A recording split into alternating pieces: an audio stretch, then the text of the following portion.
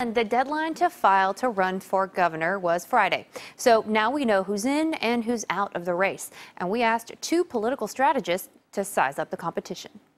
I think for a long time now, California voters have been just kind of waiting to see if some kind of savior is going to jump in the race. But no savior jumped in.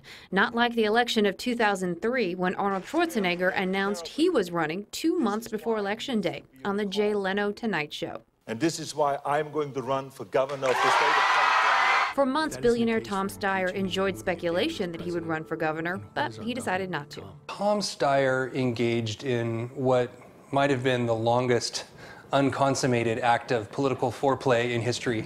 Nathan Ballard is a Democratic strategist. Now, he's not working for any of the gubernatorial candidates, but personally supports Gavin Newsom. Now, in this year's elections, the field of frontrunners has been the same for months, with Newsom in first place and Antonio Villaraigosa a close second. Right now, it's looking like it's shaping up to be a two-man race.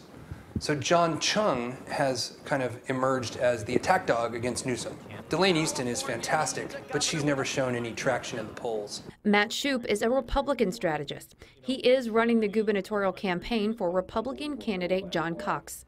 Schupp says do not count the Republicans out. That Republicans are expected to comprise 38 to 42% of the overall turnout in the primary in this midterm election. He says with so many voters and Democrats divided, one of the two Republicans could make it to the general election. Republicans should still have enough votes to make it into the top two position, especially with 4 or 5 well-funded Democrats.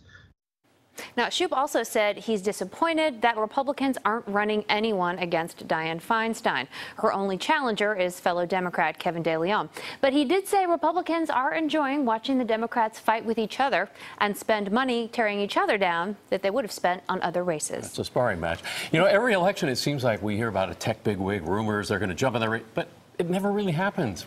Why is that? Why don't they jump in? Yeah, it's always Sheryl Sandberg or Tim Cook. Yeah. Exactly. Look, and I asked both strategists, and they said the same thing. They said, look, tech people often think that they can innovate away people's problems, so they do sometimes consider running. But they're also data-driven, and they take polls, and the polls show that the public so far is not interested in having a tech executive holding public office. Yeah, the algorithm doesn't hold up. So far. Yeah, right? exactly. All right, Melissa, thank you.